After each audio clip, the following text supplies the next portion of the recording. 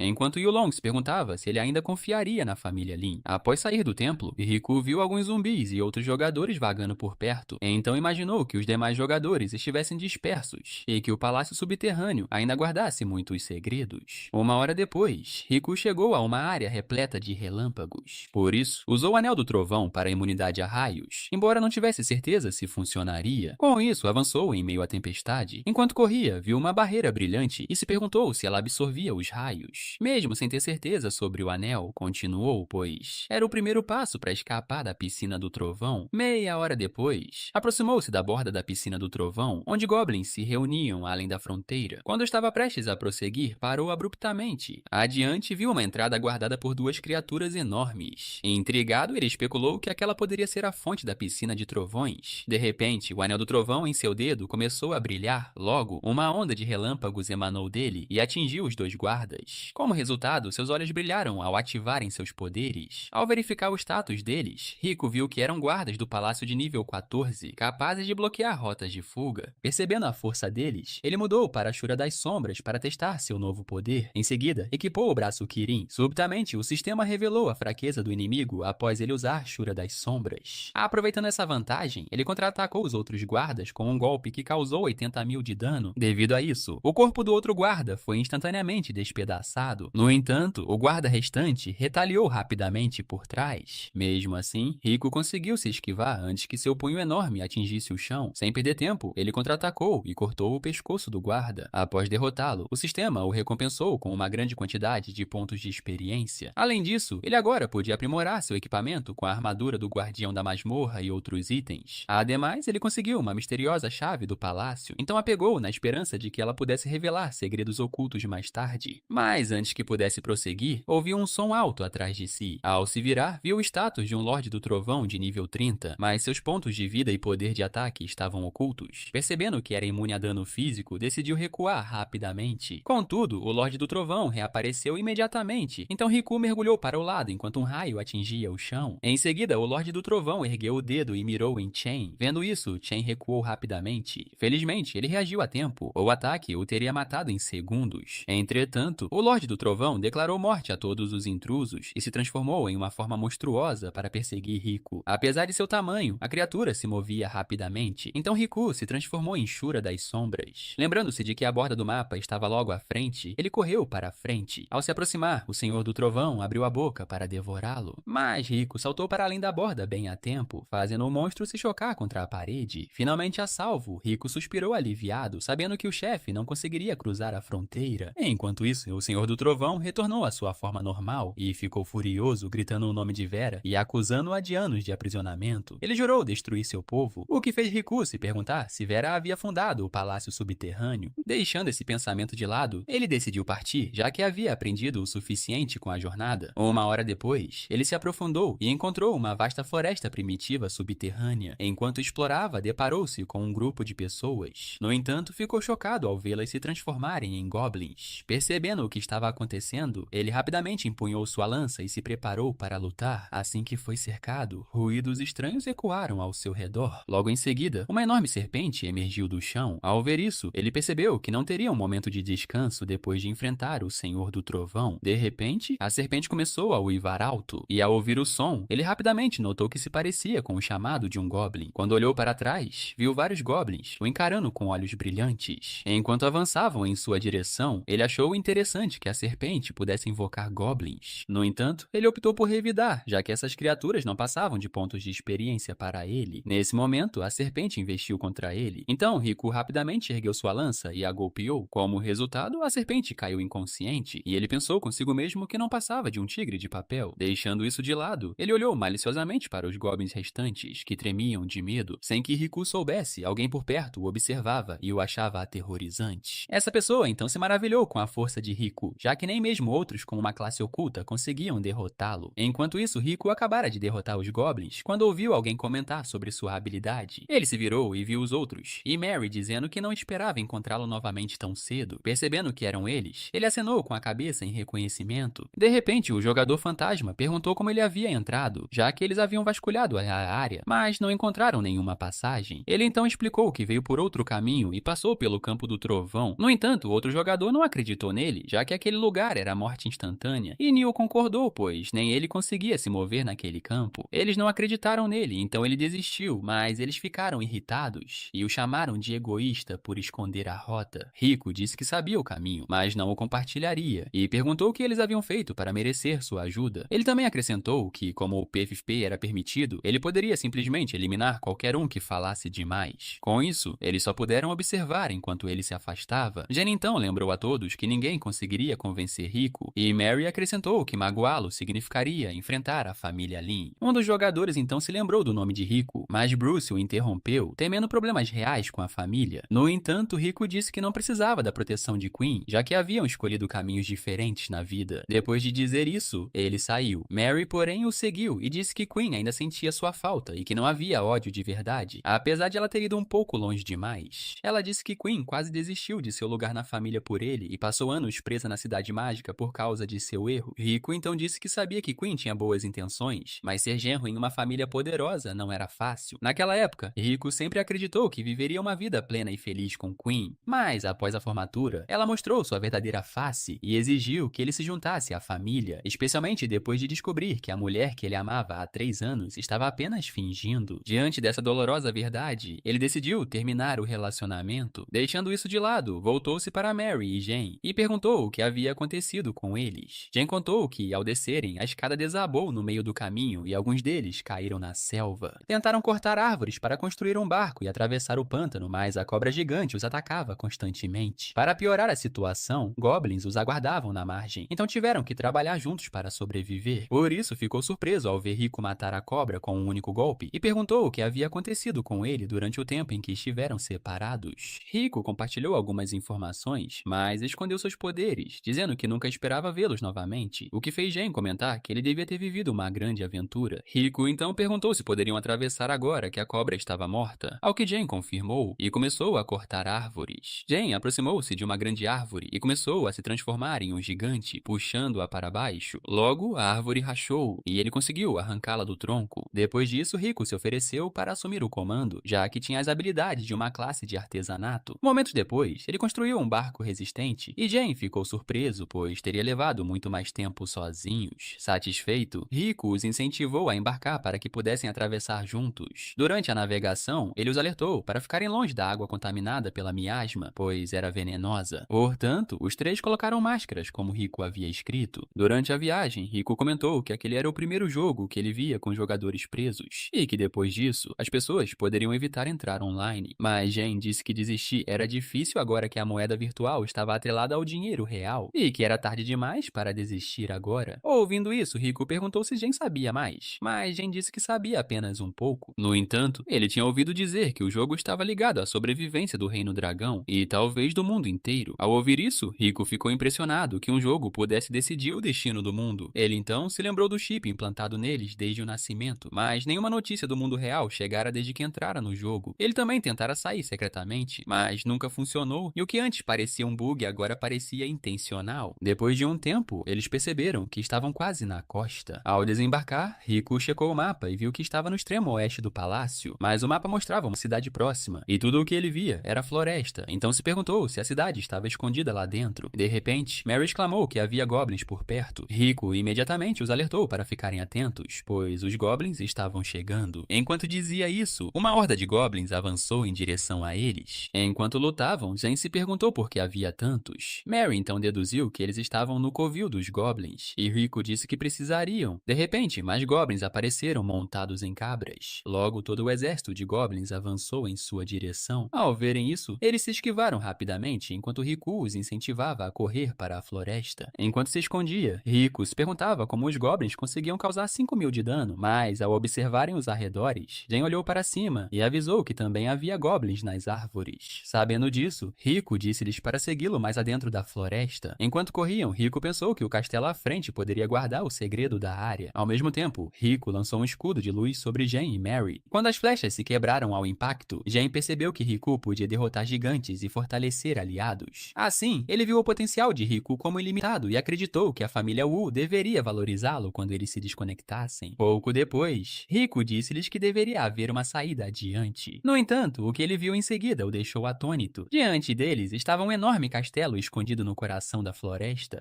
De repente, um Sr. Goblin apareceu e exigiu saber por que eles estavam invadindo o local. Enquanto Mary estava atônito, uma missão começou para derrotar o avarento e desbloquear o verdadeiro palácio. Vendo isso, Rico sorriu de canto e se perguntou se aquele Goblin merecia o título de avarento. Sem hesitar, ele avançou em direção ao Senhor dos Goblins. Conforme se aproximava, o Senhor dos Goblins notou o anel em seu dedo. Furioso, ele ordenou que seu subordinado matasse Rico, já que este estava trabalhando com Kudor, que roubara seu anel. Rico então enfrentou o grande Goblin e, com um único golpe, causou 50 mil de dano. Testemunhando isso, Mary e Jane ficaram atônitos com mais uma morte instantânea. Assim, Jane percebeu que o poder de Riku era muito maior do que haviam imaginado. Quando Riku se aproximou do Sr. Goblin, este entrou em pânico e implorou para que ele recuasse. Mas, quando Chen ergueu sua lança, o Goblin ofereceu seus tesouros e segredos em troca. Diante disso, Riku exigiu a verdade e o advertiu sobre as duras consequências caso não ficasse satisfeito. Em resposta, o Sr. Goblin disse que vivera ali por milhares de anos e jamais ousaria mentir. Ele então contou que o Palácio de Vera fora outrora a caverna escura, onde goblins, foras da lei e criaturas das trevas viviam juntos. Além disso, cada raça possuía seu próprio território, e apesar de alguns conflitos, o equilíbrio se mantinha. Mas tudo mudou quando Vera chegou, e seu poder quebrou o equilíbrio do subterrâneo. Ela unificou o subterrâneo e ordenou que todas as criaturas construíssem palácios e altares nas profundezas. A cada algumas centenas de anos, os altares se abriam, conectando-se à superfície e atraindo guerreiros de longe. Aqueles que quebravam as regras eram expulsos e usados como alvos para provas de guerreiros. O Senhor dos Goblins também disse que outrora guardava o reino secreto, mas assumiu o controle após o desaparecimento de Vera e a disseminação do caos. Ao ouvir isso, ele questionou por que guerreiros eram invocados em um jogo beta e começou a duvidar do verdadeiro propósito de Vera. Então, perguntou onde ficava o reino secreto e o Senhor dos Goblins respondeu que estava no castelo e que precisava de uma chave. Em troca de sua liberdade, ele entregou a chave ao Senhor do Trovão, mas após devolvê-la, o senhor se tornou violento e a reteve. Ao ouvir isso, Rico tirou uma chave e perguntou se era aquela a que ele se referia. Ao vê-la, o Senhor dos Goblins ficou chocado e confirmou que era a chave. Ele então questionou por que Riku a possuía e perguntou se ele havia matado o Senhor do Trovão. Mas Riku disse que o Senhor do Trovão ainda estava vivo e perguntou ao Goblin onde ficava a entrada do reino secreto. O Senhor dos Goblins disse que sabia, mas avisou que a antiga formação poderia desmoronar e destruir o palácio. No entanto, Riku ordenou que ele liderasse o caminho, então o Senhor dos Goblins só pôde concordar. Mais tarde, na entrada do reino secreto de Vera, o Senhor dos Goblins disse a Riku que haviam chegado. Riku disse para ele entregar seu tesouro e ir embora, já que ele havia prometido entregá-lo em troca de sua vida. Mas o Senhor dos Goblins alegou que o tesouro era dele, então Riku avisou que poderia tomá-lo à força. Ao ver Riku sacar sua arma, o Senhor dos Goblins entrou em pânico. Ele finalmente cedeu e implorou para ficar com uma parte, mas Riku disse que dependia de sua sinceridade. Por fim, Riku recebeu 10 mil moedas de ouro, a coroa do Senhor do Trovão e o manto do Berserker. O Senhor dos Goblins então disse que era tudo o que tinha e se virou para ir embora, mas Riku duvidou que alguém tão velho tivesse tão pouco. Então, ele deu um tapa na orelha do Senhor dos Goblins para avisá-lo. Imediatamente, o Senhor dos Goblins se desculpou por mentir e finalmente deu a Riku 1 milhão de moedas de ouro. Riku deixou ir e o Senhor dos Goblins expressou apressadamente sua gratidão antes de partir. Depois que ele se foi, Riku ficou atônito, já que apenas alguns dias antes havia vivido em meio a 1 milhão de moedas de ouro. Em seguida, ele se perguntou como abrir o reino secreto e se arrependeu de não ter perguntado antes. Mas, ao pegar a chave, as inscrições da porta começaram a brilhar. Notando um símbolo circular à sua frente, ele se perguntou se deveria inserir a chave ali. Depois de inserir a chave, a porta se iluminou repentinamente. Vendo isso, ele se perguntou se o que havia feito funcionara. De repente, o sistema o alertou de que o reino era extremamente perigoso, assim como o do Senhor do Trovão. Mas ele pensou que alto perigo significava alta recompensa, e ele já havia chegado tão longe. Com isso, ele avançou em direção à luz e desapareceu na entrada. Enquanto isso, dentro do castelo, os goblins entraram em pânico enquanto toda a estrutura tremia violentamente. Pouco depois, o castelo desabou completamente. Alguns goblins foram arremessados ao chão com o impacto, mas um deles repentinamente percebeu que seu corpo estava mudando e, em pouco tempo, havia se transformado de volta em humano. Enquanto tentava entender o que estava acontecendo, alguém gritou para ele correr, pois o palácio estava desabando. Ao mesmo tempo, o Senhor do Trovão sentiu que o reino secreto havia sido aberto novamente. Percebendo isso, ele gritou de alegria. Enquanto isso, no templo de transferência de classes, os jogadores sentiram os tremores com o desabamento do palácio. De repente, o sistema acionou uma sequência de fuga. Acrescentou que aqueles que conseguissem sobreviver receberiam recompensas generosas. Ao ouvir isso, os jogadores rapidamente começaram a se esquivar dos destroços. Conforme os jogadores escapavam, o sistema anunciou que haveria rankings e prêmios em seguida. Ao verem recompensas como equipamentos raros, trabalhos únicos e animais de estimação especiais, os jogadores ficaram ainda mais desesperados para sobreviver. Enquanto isso, dentro do reino secreto, Riku continuava cautelosamente. noite. Ele olhou ao redor, perguntando-se se aquele era realmente o interior do reino secreto. De repente, um rosto gigante apareceu na porta e ordenou que ele parasse, pois nenhum ser vivo poderia entrar na mansão divina. O sistema então informou a Riku que ele havia encontrado o deus ganancioso que oferecia respostas em troca de ouro e moedas de valor em vez de combate. Ele então pagou 10 moedas de ouro e ficou curioso para saber que tipo de deus exigia um pagamento assim. Vendo a generosidade de Riku, o deus o alertou sobre seres mortais além da porta, como o deus cão, e apontou para um símbolo indicando uma saída segura. Mas o deus ofereceu um mapa se Riku insistisse em continuar, o que deixou claro que o ouro que ele havia pago não era suficiente. Determinado a prosseguir, ele pagou 10.000 moedas de ouro e pediu o melhor mapa. Assim, o deus cuspiu um mapa e afirmou que era o mais detalhado já feito. Quando Riku ativou a missão de caça ao tesouro, o mapa revelou o nome, as características e as fraquezas de cada deus, como um guia. Encorajado por isso, Riku perguntou como poderia entrar no templo. O deus então disse que abriria a porta se Riku pagasse 100.000 moedas de ouro. Ao ouvir isso, Shun hesitou, já que era o equivalente a 1 bilhão, mas mesmo assim pagou para concluir a missão. Logo depois, o Salão dos Deuses se abriu diante dele. Antes de se fechar, o deus ganancioso desejou-lhe uma próspera trajetória marcial. Conforme Riku se aventurava mais fundo, lembrou-se do poderoso deus cão que estava por perto, então moveu-se com cautela. Mas a sala estava vazia, então questionou se o mapa estava errado. No entanto, ficou paralisado ao ouvir um uivo distante. Ao se virar, perguntou-se de onde viera, mas viu apenas um pequeno cão olhando fixamente, e se perguntou se aquele era realmente o temível deus do mapa. Por um momento, pensou que havia sido enganado pelo deus ganancioso. De repente, o sistema informou que o filhote o via como seu dono e perguntou se ele o aceitaria.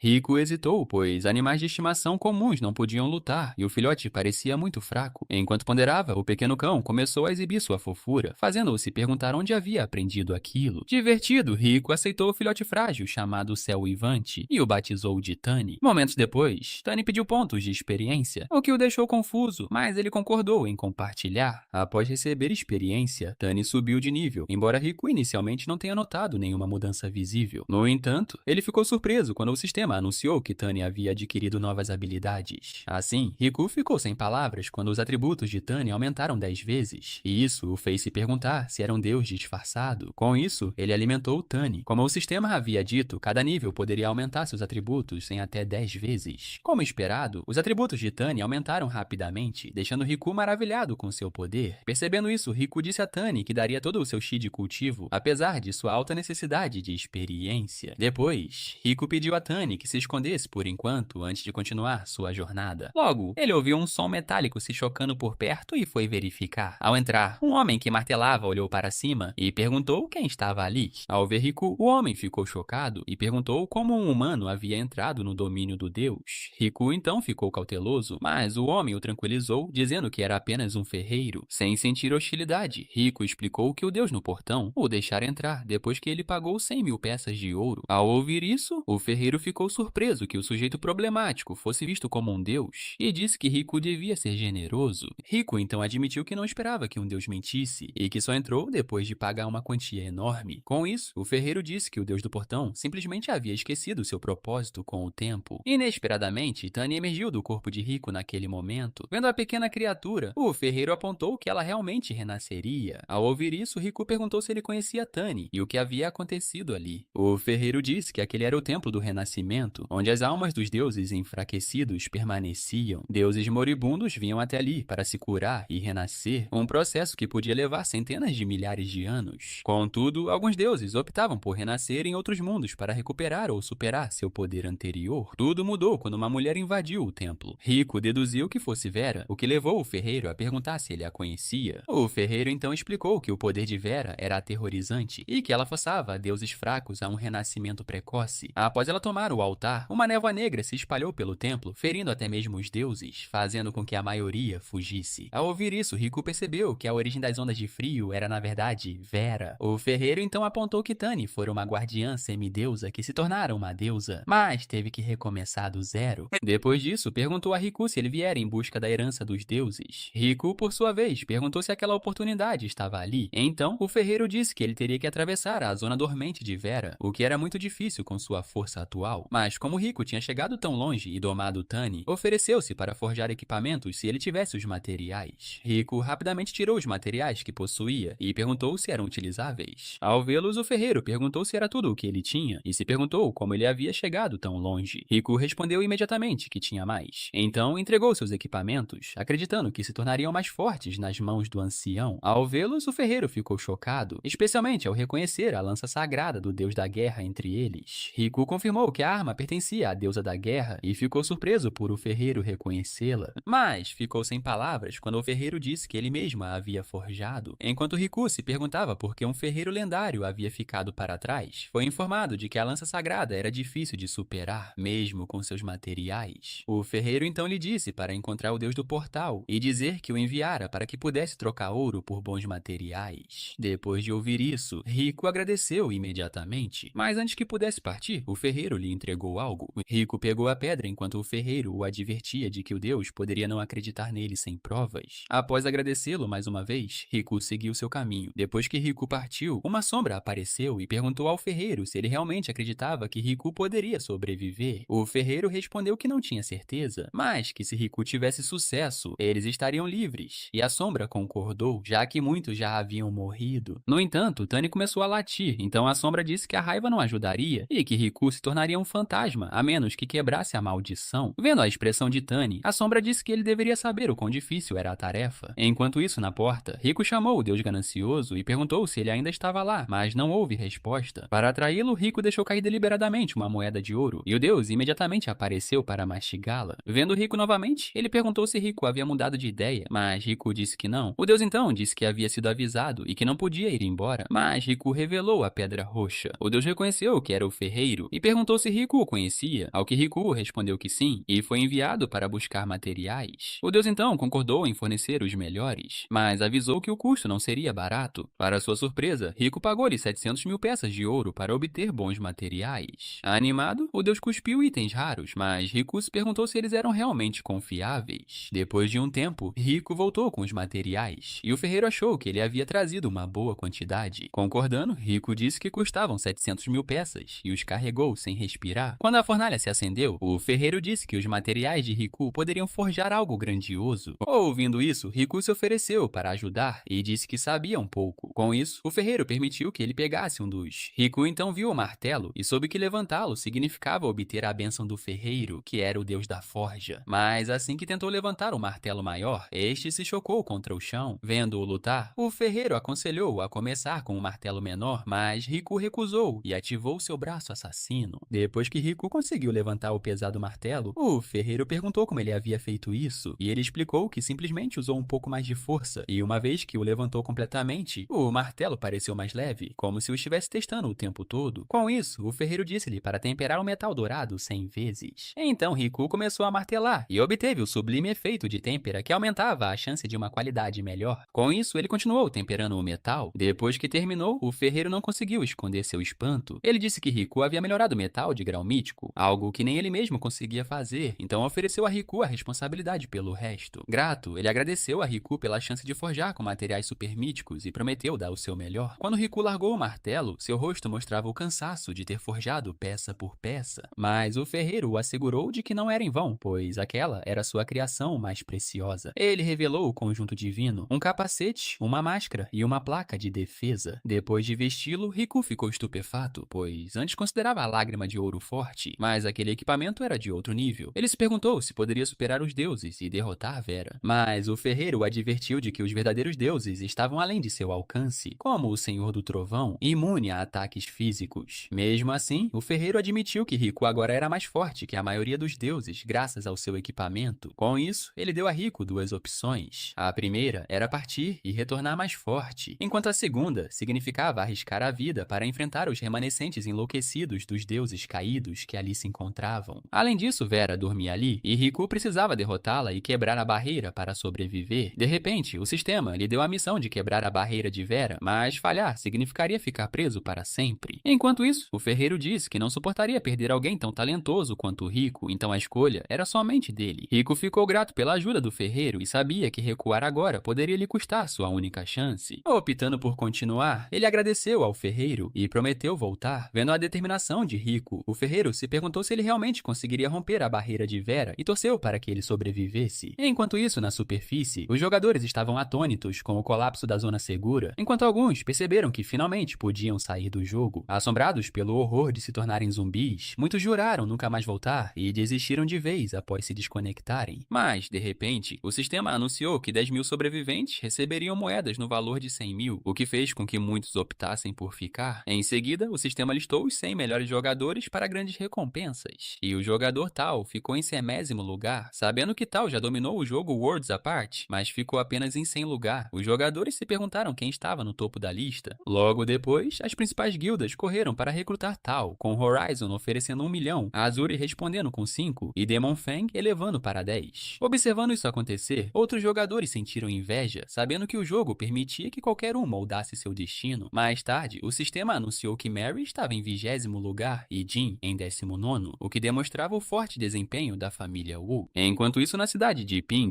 um grupo concordou que o apoio anterior da família Wu à família agora merecia maior respeito. Depois de um tempo, o sistema revelou Luke da família Rong em 5º lugar e Jin notou que até mesmo as famílias ocultas estavam começando a aparecer. Afinal, a família Rong havia permanecido oculta por mais de 600 anos. Com isso, Jin ordenou a seus subordinados que avisassem os outros para não provocarem a família Rong. De repente, Mary questionou a baixa posição de Luke, mas Jin disse que o poder da família Rong era inato e que era melhor deixá-la em paz. Momentos depois, foi anunciado que o terceiro colocado seria revelado. Ao verem que era Queen, acreditaram que ela também tivera um encontro de sorte. Após uma breve pausa, o sistema anunciou que era hora de revelar o jogador vencedor e todos aguardaram. Alguns até começaram a especular a qual grande família o vencedor poderia pertencer. Quando o painel de status finalmente apareceu, o choque se espalhou pelo quartel-general. Ao contrário deles, Jin e Mary já esperavam esse resultado. Por outro lado, Queen ficou atônita ao ver o nome. Afinal, fora Riku quem garantira o primeiro lugar. Enquanto isso, no Reino Divino, Riku continuava sua jornada, refletindo sobre a brutalidade da batalha contra os remanescentes dos deuses caídos. Ele sabia que teria morrido há muito tempo se não fosse pelo equipamento do ferreiro. Ao avançar, avistou uma porta à frente e se perguntou se já havia chegado. Ao entrar na câmara, encontrou uma mulher selada lá dentro e deduziu que devia ser Vera. De repente, uma mão enorme emergiu do chão. Ela o atingiu instantaneamente, causando 1000 de dano. Chocado, Riku usou o braço, mas mesmo com o equipamento divino e alta defesa, ainda assim se feriu. De repente, mais mãos surgiram em todas as direções. Riku rapidamente desembainhou sua espada e contra-atacou. Enquanto lutava, os olhos da mulher se abriram lentamente e o identificaram como um intruso. Seu nome apareceu no painel, confirmando que era Vera, mas que seu estado era gravemente ferido. Sem hesitar, Riku ativou o Shura sombrio, mas os atributos ocultos de Vera o confundiram. Subitamente, estilhaços de energia dispararam em sua direção, forçando-o a desviar. Em seguida, ele reduziu a distância, mas Vera o sentiu e zombou de sua furtividade, chamando-a de truque insignificante. Ao ouvir isso, Riku ficou atônito por ela poder vê-lo. Momentos depois, uma pressão avassaladora o atingiu. Vendo-o cair, Vera declarou que lhe mostraria sua fúria. Instantaneamente, o sistema avisou Riku que Vera havia selado o espaço e que o vazio em colapso o mataria se ele não escapasse. De repente, Vera elogiou sua técnica, já que ele de fato existia no vazio, mas o advertiu de que seu destino estava selado de qualquer maneira. Ao erguer a mão, ela gritou por sua morte e desferiu uma explosão colossal que engoliu Riku por inteiro. Mas, quando a fumaça se dissipou, ela se surpreendeu ao ver uma poderosa barreira. Com isso, perguntou se seu golpe não o havia matado. Sem que ela soubesse, seu equipamento lhe permitira escapar da morte 3 vezes, mas uma já havia desaparecido. Nesse instante, a pedra incrustada no peito de Vera começou a rachar e seu corpo começou a apresentar falhas e distorções. Riku a viu hesitar e percebeu que seu corpo estava começando a se desfazer. De repente, lembrou-se de que sua forma atual já estava gravemente danificada, então concluiu que seu último ataque devia ter sobrecarregado seu sistema. Vendo sua chance, ele ativou uma função que transformou todos os seus atributos em força bruta. Com isso, avançou com tudo o que tinha, canalizando toda a sua força, brandiu sua espada contra ela. Pegando-a de surpresa, Vera foi atingida diretamente no estômago e a lâmina atravessou seu corpo. À medida que a rachadura se alastrava pela pedra, Vera olhou para ele incrédula e questionou como ele possuía tal arma. Enfurecida, gritou que os deuses deviam ter conspirado contra ela e os acusou de traição. Sua fúria liberou uma explosão de poder, forçando Riku a recuar. Mas, enquanto ela gritava e questionava por que todos a estavam traindo, Riku se recompôs e desembainhou sua espada mais uma vez. Reunindo o resto de suas forças, atacou novamente. Assim, conseguiu cravar sua lâmina direto no estômago dela. Desta vez, o corpo de Vera começou a se desfazer. Sua forma então desabou enquanto ela caía no chão. Observando seu corpo se dissipar lentamente em luz, Riku respirou fundo e murmurou que finalmente havia acabado. Contudo, sua visão ficou turva e o sistema o alertou de que estava à beira da morte. Naquele momento, ele começou a se perguntar se aquele também seria o fim para ele. Por outro lado, Vera não conseguiu conter as lágrimas. Enquanto isso, em Madu, Queen sabia que a força de Riku havia chamado a atenção, então enviou seus homens para proteger sua casa sem incomodá-lo. Mesmo assim, ela nunca imaginou que Riku se tornaria tão forte e acreditava que ele poderia um dia rivalizar com a família Lin. E a essa altura, ninguém em sua própria família ousaria se opor. Enquanto isso, na residência Wu em Pin City, Jane e Mary receberam elogios de seu irmão por classificações que honravam sua família. No entanto, Mary pediu que ele esperasse, pois tinham notícias mais importantes para compartilhar. Então, eles contaram suas histórias e revelaram que haviam conhecido Riku no jogo. Depois de ouvir isso, seu irmão alertou que a ascensão de Riku chamaria a atenção e instou as famílias Wu e Lin a formarem uma aliança, dizendo-lhes para irem imediatamente para Madu, enquanto ele avisava a família Lin. Enquanto isso, em um arranha-céu em Pink City, um grupo se reunia para discutir as últimas classificações no jogo completo. Assim, o líder disse que Riku era o foco da equipe e pediu a Shadow que explicasse a situação dele. Em resposta, uma jovem se levantou e começou seu relato. Ela explicou que Riku era órfão e amava Queen, mas rejeitou a família dela. Mesmo assim, ela o defendeu dos 6 clãs, e o relacionamento deles terminou logo em seguida. Depois disso, o líder disse que a divulgação das informações sobre Riku havia agitado famílias importantes e potências ocidentais, então a equipe Dragão precisava agir rápido. Ele listou 3 objetivos: proteger Riku, fazer contato para ganhar sua confiança, e por isso enviou Shadow para se aproximar secretamente de Riku, missão que ela aceitou prontamente. Além disso, ele os instruiu a manter as famílias importantes sob controle em Maju e evitar o caos. Após dar essas ordens, ele encerrou a reunião e a equipe começou a se preparar. Enquanto isso, em uma taverna em Maju, 3 pessoas se reuniam casualmente para beber. Ao vê-los, o barman perguntou rapidamente o que poderiam servir. O primeiro homem pediu uísque, o segundo pediu carne grelhada, e a moça escolheu um vinho vintage da nação Dragão. Enquanto serviam as bebidas, o barman disse que repassaria a mensagem para seus contatos secretos e perguntou quem eles estavam procurando. Em resposta, o primeiro homem lhe entregou o telefone e disse que o alvo estava em alta ultimamente. O barman então viu o telefone e disse que o alvo era perigoso demais para ser enfrentado. Curiosa, a garota perguntou se o alvo era realmente tão formidável. O barman disse que já teve chances de matar o homem, mas agora a família Lin o protegia. Ao ouvir isso, o segundo homem perguntou o que fazer, mas o primeiro disse que os agentes já estavam se mobilizando para coordenar os esforços. Enquanto olhava para o telefone, ele os lembrou de que as ordens superiores eram absolutas. Portanto, eles deviam eliminar Riku deste mundo, mesmo que isso significasse perder toda a sua força. Enquanto isso, na residência de Riku, um carro estava estacionado nas proximidades. Lá dentro, Queen recebeu a notícia de que membros da família Wu haviam chegado. Então, famílias do sul também estavam a caminho de Maju, e sua equipe perguntou se deveriam ligar para Lao. Em resposta, Queen ordenou que convocassem todos que estavam em reclusão. Ela viu que muitas forças estavam atrás de Riku. Além disso, ela suspeitava que os assassinos também tinham como alvo a família Lin. Sabendo disso, decidiu que era hora de libertar as pessoas que mantinham em cativeiro. Ainda na cela, planejava usá-las como exemplo dos métodos da família Lin. Nesse momento, a garota ruiva abriu os olhos lentamente. Logo depois, a porta da cela foi violentamente arrombada por dentro. Em seguida, a garota saiu casualmente, perguntando-se quanto tempo havia dormido. Deixando isso de lado, ficou curiosa para saber qual situação interessante Queen a havia despertado dessa vez. Enquanto isso, do lado de fora, Queen foi informada de que uma garota chamada Lily havia surgido e destruído a propriedade a oeste, mas deixou passar. No entanto, ficou surpresa ao saber que a família Nen havia se movimentado e perguntou rapidamente quantas pessoas haviam enviado. Inesperadamente, Su, da família Nan, interceptou a ligação e disse que Riku agora era um alvo, então ela viera protegê-lo. Mesmo assim, alertou Queen para ter cautela, mas Queen ficou aliviada por Su estar cuidando do caso. Deixando isso de lado, Queen disse à sua equipe para contatar o mestre Lin, apesar de seu isolamento, já que o futuro da família Lin estava em risco. Quando a ligação foi completada, o mestre Lin perguntou por que ela havia ligado, e Queen disse que não tinha a intenção de perturbar seu isolamento. Em resposta, ele disse que sabia da situação de Riku e pediu que ela não se preocupasse. Afinal, nenhum forasteiro poderia causar muitos problemas em seu território em Madu. Enquanto isso, no aeroporto ocidental de Madu, uma garota acompanhada por vários guarda-costas chegou. Ao sair, ela não pôde deixar de olhar ao redor com entusiasmo. Afinal, era sua primeira vez em Madu, mesmo já sendo adulta. No entanto, alguém a reconheceu como sendo da família Xiao e a parou. Quando ela olhou para cima, viu um homem dizendo para ela ficar onde estava. Ela então deduziu que ele era da família Lin e achou seu rosto familiar. Em resposta, o homem disse que se chamava Hans e que pertencia a um ramo colateral da família Lin. Ao ouvir seu nome, ela percebeu que ele era aquele a quem a família Li quase matou a golpes de facão.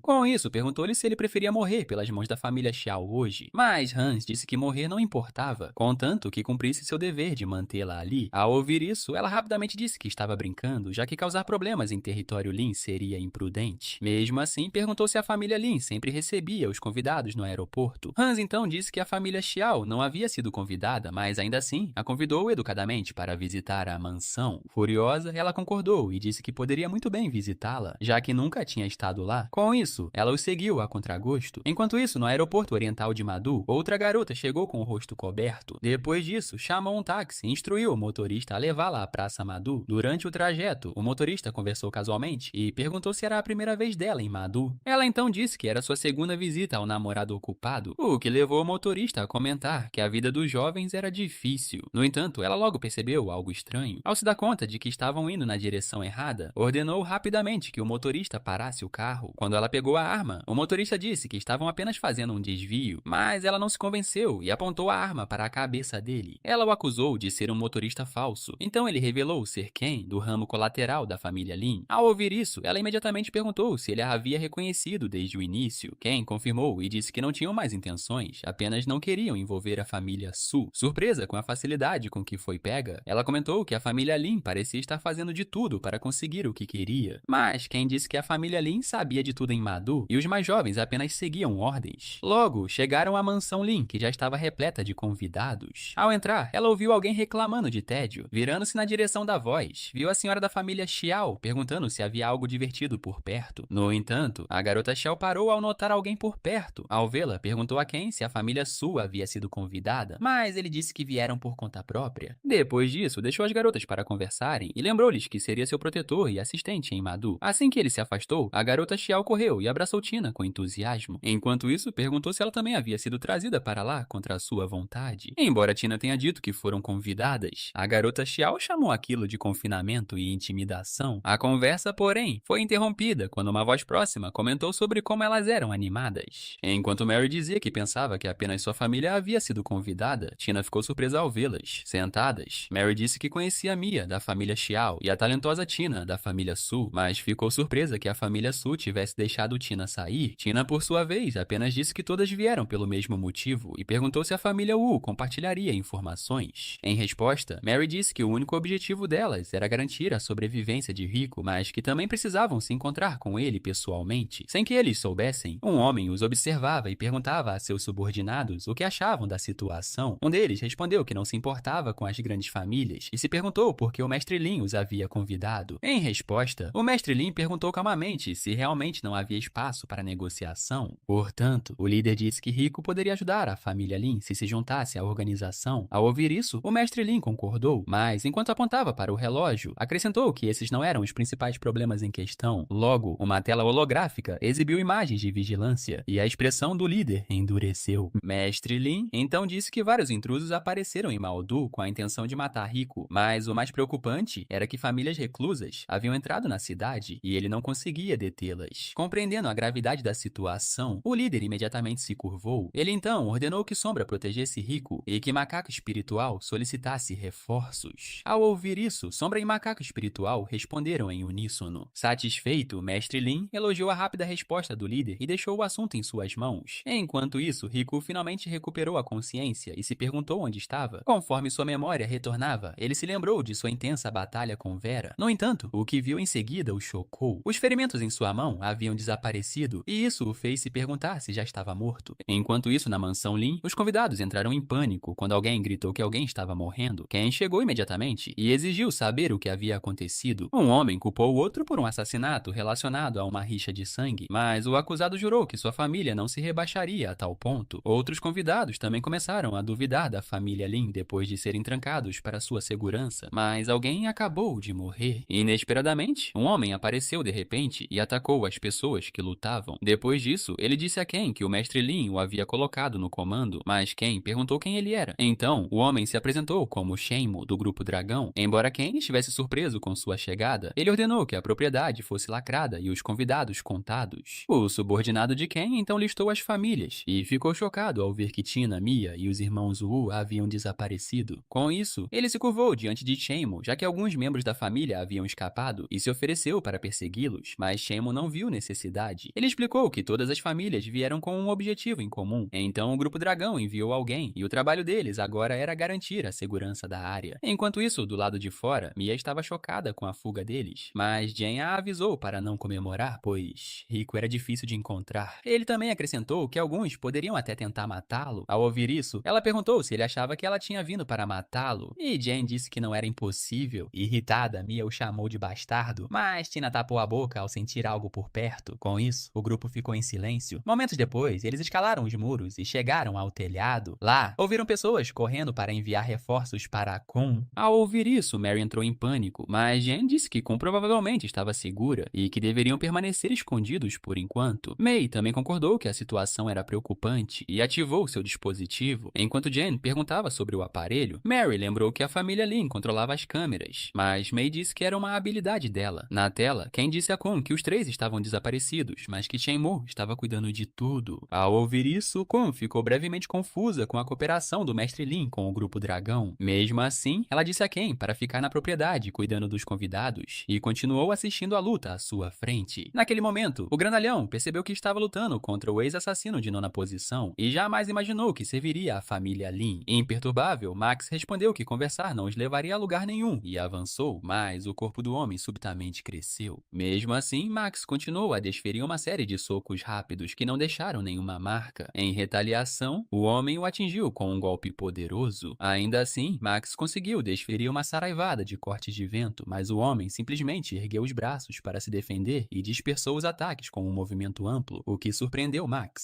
Sem se deixar abalar, Max avançou novamente e enfrentou o punho do homem de frente. Momentos depois, o homem desabou, deixando Max como vencedor. Testemunhando isso, Kun elogiou Max, mas ele simplesmente disse que estava apenas cumprindo seu dever. Antes que pudessem se recuperar, uma voz zombou da suposta força da família Lin. Ao ouvirem isso, Kun e Max se voltaram para a voz. Conforme os assassinos se aproximavam, seu líder debochou, dizendo que a missão era mais fácil do que o esperado. Mas antes que pudesse dar mais um passo, uma figura desceu de cima. Assim, Lily o derrubou facilmente no chão. Depois disso, chamou-os de um bando de insignificantes, mas olhou para eles e pediu que não morressem tão rápido. Enquanto isso, Jen ficou chocado ao ver Lily na tela e que Kun a havia deixado ir. Ao ouvir isso, Mia perguntou se ela era realmente tão forte, já que parecia ter apenas 14 anos. Mas Jen disse que ela na verdade tinha mais de 40, embora estivesse congelada na juventude e passasse a maior parte do tempo adormecida. Ao ouvir isso, Mia perguntou se Lily era a mesma sobrevivente solitária da família semi-reclusa. Jen confirmou que Lily havia dizimado seu clã, então ele nunca pensou que a família Lin pudesse controlá-la. Enquanto isso, Lily olhou ao redor e ficou desapontada por a luta ter terminado antes que ela estivesse satisfeita. Mas, de repente, uma faca assobiou pelo ar e cortou seu rosto. Ela então se virou na direção do ataque e ficou intrigada ao ver dois novos oponentes. Um deles correu em sua direção em uma velocidade estonteante e estava cercado por pétalas de cerejeira rodopiantes. Ao ver isso, Lily considerou o movimento um mero truque e estendeu a mão para agarrar a garota pelo pescoço. No entanto, a garota apenas deu um sorriso malicioso. De repente, seu corpo se dissolveu em pétalas. Em seguida, ela apareceu atrás de Lily e a apunhalou. Em outro lugar do reino, Rico continuava a vagar sem rumo. De repente, ele notou uma figura próxima. Ao vê-la, reconheceu imediatamente quem era. Mas, de repente, seus olhos se abriram e uma luz ofuscante irrompeu. Devido a isso, ele foi forçado a acordar. Verificando a si mesmo, ficou aliviado ao constatar que estava de volta à realidade e vivo. Mas seu alívio se transformou em confusão quando sentiu algo pesado pressionando-o. Olhando para baixo, ficou atônito ao ver que era Vera. Enquanto isso, Mia e os outros notaram o silêncio e se perguntaram se Lily havia sido derrotada tão facilmente. Na verdade, Lily havia sido apunhalada pelas costas. A garota então zombou de sua arrogância e declarou que a força por si só não a tornava invencível. Contudo, as costas feridas de Lily se contraíram de forma antinatural enquanto ela comentava calmamente sobre o aroma de pétalas da garota. Ao ouvir isso, a garota olhou para ela em choque. Diante de seus olhos, as costas de Lily se contorceram em um vazio escuro enquanto ela murmurava sua aversão ao aroma de pétalas. Ela então estendeu a mão para a garota. A garota tentou recuar, mas sua mão já havia sido decepada. Enquanto as costas de Lily devoravam o membro decepado, Lily perguntou o que deveria consumir em seguida. Horrorizada, a garota disse que Lily deveria estar morta, mas ela era claramente um monstro. Antes que Lily pudesse avançar, o homem próximo pediu que ela parasse. Ele então se apresentou como Crawford, um nobre do oeste. Ele pediu que Lily poupasse seu subordinado e se ofereceu para lutar em seu lugar. Intrigada, Lily concordou sem hesitar, contanto que a entretivesse. Crawford então aumentou sua força e começou a se transformar enquanto dizia que tinha algo a dizer. Depois de se transformar completamente em uma besta, ele a advertiu para não morrer tão rapidamente. Perto dali, Queen o reconheceu como a mão do inferno da região oeste, mas nunca tinha ouvido falar de sua transformação em besta. No instante seguinte, Crawford apareceu atrás de Lily, que mal conseguiu reagir. Assim, ele conseguiu desferir um chute poderoso que a lançou para o ar. Em seguida, ele a perseguiu no ar e a derrubou com força descomunal. Como resultado, ela ficou presa no chão, mas ele continuou avançando em sua direção, causando um impacto violento que fez o ambiente tremer. Depois disso, ele disse que era uma pena para ela, já que ele era claramente mais forte. Inesperadamente, ele a ouviu concordar que era realmente uma pena. Ao se virar, ele viu Lily avançar contra ele, dizendo que ele quase teve a chance de matá-la. Mas agora, ela facilmente atravessou suas costas com um soco. Segurando o coração dele em sua mão, ela declarou que sua chance de matá-la já havia passado. Logo, o grito de Crawford ecoou pela área. Testemunhando isso, os assassinos restantes entraram em pânico e começaram a fugir. No entanto, Queen ordenou que suas forças isolassem a área e não deixassem sobreviventes. Assim, seu grupo partiu rapidamente em perseguição aos assassinos em fuga. Enquanto isso, nas proximidades, Tina disse que o alvo poderia estar à frente, mas ainda não havia como chegar lá. Diante disso, May perguntou o que fazer, já que ela se recusava a voltar, e Jane disse que só podiam esperar mais um pouco. Enquanto isso, na residência de Riku, Sue contou a Queen que tinha boas e más notícias. Ela disse que Riku estava a salvo, o que aliviou Queen, que então perguntou sobre as más notícias. Em resposta, Sue disse que a má notícia era que havia uma mulher em seu quarto. Ao ouvir isso, Queen encerrou a ligação, e Sue percebeu que sua brincadeira tinha ido longe demais. Antes que pudesse pensar mais, sentiu uma aura intensa por perto. Ao olhar, descobriu que alguém havia conseguido passar pelas defesas. Enquanto isso, no quarto de Riku, Vera abriu os olhos lentamente. Desorientada, perguntou quem ele era. Olhando ao redor, também começou a perguntar onde estavam. Ao ouvir isso, Riku se assustou ao perceber que ela havia perdido a memória e ficou intrigado com o fato de um NPC de videogame ter aparecido no mundo real. No entanto, ele notou que ela não estava vestindo roupas. Então, decidiu se levantar e lhe entregou uma camisa para vestir. Enquanto se vestia, Vera perguntou quem ele era, mas Riku perguntou se ela realmente não se lembrava de nada. De repente, lágrimas encheram seus olhos enquanto ela se perguntava quem era. Vendo-a chorar, Riku entrou em pânico e disse para ela não chorar, mas ela não parou. Então ele a assegurou de que tudo ficaria bem e que suas memórias retornariam. Depois de se acalmar, ela perguntou se ele sabia seu nome e ele disse que era Vera. Ela então levantou a mão e usou magia para escrever o nome Vera. Ao ver isso, Riku ficou impressionado por ela ainda poder usar magia no mundo real. No entanto, Vera franziu a testa e disse que não gostava do nome. Divertido, Riku sugeriu que a chamassem de Vera. Depois de escrever o nome no ar, ela finalmente declarou que gostava muito mais. Nesse instante, seu estômago roncou alto. Envergonhada, ela desviou o olhar enquanto Riku perguntava se ela estava com fome. Com isso, ele pediu que ela esperasse um pouco e prometeu que ela provaria sua comida. Mais tarde, enquanto cozinhava, ele checou as notícias pela primeira vez desde que entrara no reino de Vera. Ao ver o painel de status de Queen, ele comentou que ela se destacava. Deixando isso de lado, seus pensamentos voltaram para a magia de Vera e ele se perguntou se também poderia usá-la. Curioso, decidiu tentar lançar uma bola de fogo, mas nada aconteceu. Então ele suspirou e pensou que era impossível. Inesperadamente, ele notou uma leve faísca tremeluzir na palma da mão. Com isso, ele se perguntou se seria realmente possível. Determinado, ele gritou bola de fogo! E uma bola de fogo de verdade apareceu em sua mão. Enquanto isso, do lado de fora do prédio, Queen planejava entrar, o que fez Sue ligar para ela, dizendo para não entrar. Ao mesmo tempo, do lado de fora, o mordomo da família Lin, Lau, havia ordenado que cuidassem dos feridos, mas também se perguntava onde Queen tinha ido. De repente, um subordinado lhe disse que Queen havia entrado sozinha, então ele os repreendeu por deixá-la agir por conta própria. Com isso, ele ordenou que entrassem e garantissem a segurança dela. Depois que saíram, Lau se perguntou o que Riku estava escondendo, já que ele também havia causado problemas para a família Lin antes. Mas, de repente, Lily se aproximou e perguntou onde Queen estava. Então ele disse que Queen havia entrado e pediu a Lily que a encontrasse, ao que Lily concordou. Enquanto isso, lá dentro, Queen batia o braço impacientemente. Ela então pensou em como estava arriscando toda a sua família por Riku, enquanto ele escondia uma mulher em casa. Determinada a obter respostas, ela decidiu confrontá-lo cara a cara. Mas quando o elevador se abriu, alguém saiu e lhe ofereceu uma flor. Ao aceitá-la, Queen se perguntou quem era ele, já que ela havia trancado o prédio completamente. Mas o homem lentamente tirou o chapéu e a cumprimentou novamente, jogando-o fora. Ao ver seu rosto, ela finalmente percebeu que era Crawford, mas que ele deveria estar morto. Crawford então explicou que a mão do inferno não era uma só pessoa e que ele não era tão fraco quanto os outros clones. Ao ouvir isso, Queen entendeu por que as informações sobre a mão do inferno sempre foram conflitantes. De repente, ele revelou que os outros não deveriam ter caído tão rápido e afirmou que a compreensão de Queen sobre seres como Lily era incompleta. Ele avisou que Lily fora construída para destruir e que, no fim, se voltaria contra eles como uma purificadora do mundo. Com isso, Queen disse que ele parecia familiar e Crawford concordou. Em seguida, ele declarou que ele próprio era um purificador do mundo e a atacou. Ao ver sua mão enorme se aproximar, Queen congelou em choque, mas Lily chegou bem a tempo e avisou Queen para ter cuidado. Com isso, ela recebeu o impacto total do golpe e foi arremessada para longe. Imediatamente, Queen correu para ampará-la e perguntou se ela estava bem, mas Lily apenas a aconselhou a fugir, pois Crawford era muito perigoso. No entanto, Crawford ergueu a mão e perguntou se eles achavam que poderiam escapar. Em seguida, revelou que o prédio estava selado e ninguém poderia interrompê-los. Com os aliados de Queen fora do caminho, ele se virou para Lily e disse que ambos nasceram como purificadores do mundo, destinados a expurgá-lo. Acrescentou também que nasceram da missão do mundo e a convidou a parar de reprimir seu poder. Ao ouvir isso, Lily ficou confusa com o que ele queria dizer com missão. Então ele explicou que seu desejo de destruir era natural e que ela finalmente poderia liberá-lo. Suas palavras despertaram a curiosidade de Lily, então Queen rapidamente a advertiu para não ouvi-lo, mas o interesse de Lily pela destruição começou a dominá-la. Observando isso, Crawford disse que era exatamente o que ele queria ver, mas Lily respondeu friamente que começaria sua destruição com ele e depois avançaria para atacar. Contudo, seu golpe o atravessou e ele explicou que aquele era o seu domínio, então ataques não o afetavam. Com isso, disse a ela para atacar Queen, que sempre a havia impedido. Lily então começou a agarrar a cabeça com dor, enquanto pensamentos conflitantes a invadiam. Apesar do caos dentro de si, ela conseguiu chamar Queen pelo nome. Então, desafiando a ordem de Crawford, ela o amaldiçoou e atacou. Vendo isso, ele percebeu que ela pretendia rejeitar sua oferta, então ergueu a mão para acabar com ela. Assim, seu golpe a atingiu em cheio, mas, para sua surpresa, ela sobreviveu e ele descobriu que ela havia se contido do lado de fora. Mesmo assim, ele disse que era inútil, já que aquele era o seu domínio, e ele queria ver quanto tempo ela aguentaria. Mas antes que pudesse atacar novamente, ele foi repentinamente atacado. Depois de ser forçado a recuar, ele perguntou quem era a pessoa, mas Sue apenas se virou para Queen e se desculpou pelo atraso. Crawford então percebeu que Sue pertencia a uma das famílias reclusas. Ainda assim, ele riu e disse que ela não tinha chance em seu território, mas Sue apenas sorriu com desdém e ergueu sua espada, dizendo que acabaria com seus truques mesquinhos. Com um movimento rápido, o espaço distorcido ao redor deles se estilhaçou como vidro. Incapaz de revidar, ele rapidamente invocou um portal de teletransporte para escapar, mas Sue se recusou a deixá-lo ir, então avançou. Quando seu ataque atingiu o portal, um grito de dor ecoou de dentro. Quando o portal desapareceu, Queen perguntou se ele estava morto, mas Sue disse que apenas o feriu e que ele era difícil de matar. Nesse instante, Lily abriu os olhos e perguntou qual poder Sue havia usado. Mas Sue disse a Lily para não olhá-la assim, já que o método de cultivo delas não era para ela. Mudando de assunto, Queen deixou de lado a provocação de Sue e perguntou sobre a situação de Shen. Em resposta, Sue disse que uma mulher com um poder terrível apareceu de repente no quarto de Rico, mas antes que Queen pudesse responder, as portas do elevador se abriram e ela ficou confusa com a garota à sua frente. Shadow então disse que ela foi enviada pelo Mestre Lin para cuidar de Riku e que Queen assumiria o caso depois. Ao ouvir isso, Queen aceitou as ordens do Mestre Lin, mas ficou irritada já que mais mulheres continuavam aparecendo perto de Riku. Portanto, Shadow garantiu que ela o veria em breve. Enquanto isso, dentro da casa, Riku ficou confuso quando Vera o abraçou de repente. Ela então disse que o estava ajudando porque seu corpo estava fraco e poderia sofrer danos permanentes. Ela também disse que ele deveria ter morrido, mas um poder que ela odiava o salvou, o que o deixou confuso. Mas, enquanto ela o abraçava, ele se sentiu melhor e se perguntou se a experiência de quase morte do jogo poderia afetar a realidade. Depois, ele a cobriu delicadamente, pensando em como ela o havia conhecido há pouco tempo, e mesmo assim, escolheu curá-lo. Mais tarde, enquanto estava na cozinha, ele ouviu a porta tocar. Olhando pelo olho mágico, viu as garotas, e Shadow se apresentou como Yuri, que fora enviada para protegê-lo. Rico então deixou Yuri entrar e perguntou sobre as outras, mas ela disse que precisava falar com ele a sós. Com isso, ele perguntou se ela era realmente do grupo Dragão e se ele estava em perigo. Para provar sua identidade, Yuri mostrou seu crachá e disse que Queen havia liderado a família Lin para impedir que inimigos o prejudicassem. Chocado, Rico perguntou rapidamente se tal incidente realmente havia ocorrido. No entanto, Yuri disse que as coisas permaneceriam calmas por enquanto e que seu grupo já havia coletado informações sobre ele. Os dados mostraram que ele havia terminado com Queen e não estava se envolvendo com ninguém, então ela perguntou quem estava na cama dele. Em pânico, Rico gritou que ela era sua namorada. Yuri então enxugou o rosto e calmamente pediu que ele falasse mais baixo, pois outros poderiam ouvir.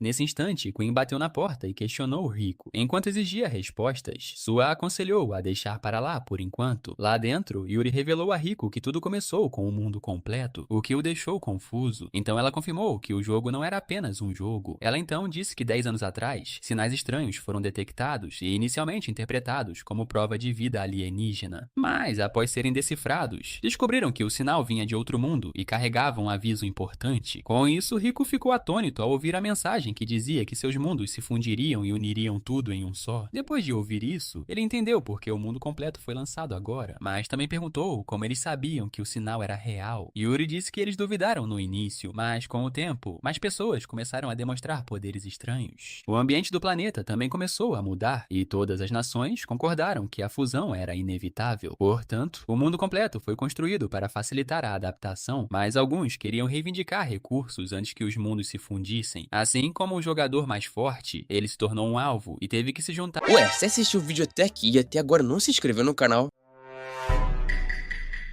Que isso, mano, você tá vacilando, hein? Bora, meu filho, se inscreve aí pra me deixar muito felizinho, hein?